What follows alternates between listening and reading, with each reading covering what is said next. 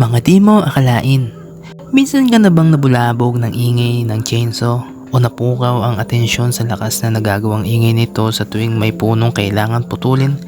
Tara, pag-usapan natin kung ano nga ba ang gamit ng chainsaw dati at kung paano ito nag-evolve sa chainsaw na alam nating lahat ngayon.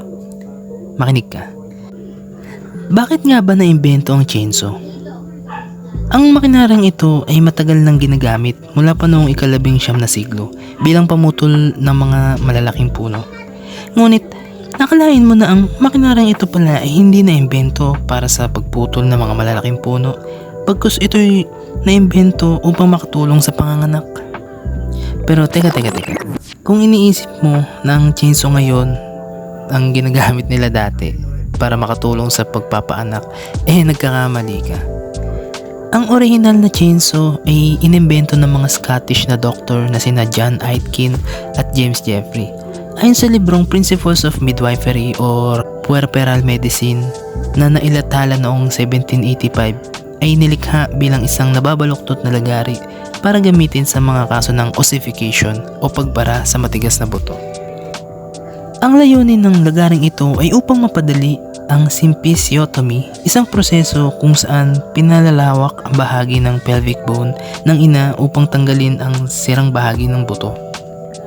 Ang bersyong ito ng chainsaw na sa kalaunan ay tinawag na osteotome na binuo ni Dr. Bernard Heine ng Germany noong 1830 ay ginagamit upang hiwain o alisin ang laman, cartilage at buto ng isang nanganganak kung sakaling maipit ang sanggol sa kanyang paglabas.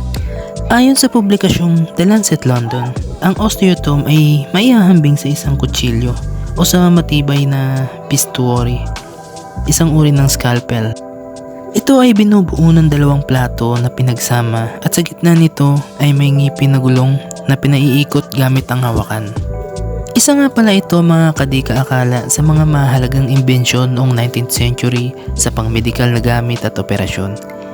At sa kabutihang palad nga, at dahil na din sa pagunlad ng medisina at walang tigil na pagsisiyasat, ay hindi na natin kailangan gumamit ng ganitong uri ng pamamaraan dahil ngayon ay mas ligtas na ang panganak at mas matagumpay na din ang cesarean section dahil sa pag-unlad sa teknik at clinical na pagsasanay.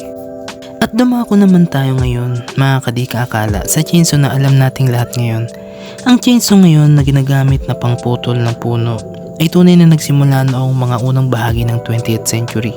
Noong 1883 ay naitala ang patent para sa chainsawing machine at noong 1906 naman para sa endless chainsaw. At ang mga ito na nga ang mga disenyo na para talaga sa paggawa ng mga kahoy na tabla at pagpuputol ng mga naglalakiang puno ng redwood. Pagsapit ng 1918, nagawa naman ang pinakaunang portable chainsaw sa mundo na nilikha ng isang Canadian na si James Shand at naiparehistro din niya ito bilang kanyang invention.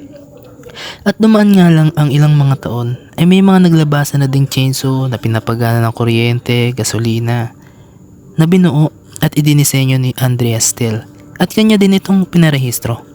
Ang mga naunang modelo nga pala ng chainsaw mga kadika-akala ay sadyang napakalaki kaya't kailangan nito ng 2 tao para ma-operate ng maayos at mapagana.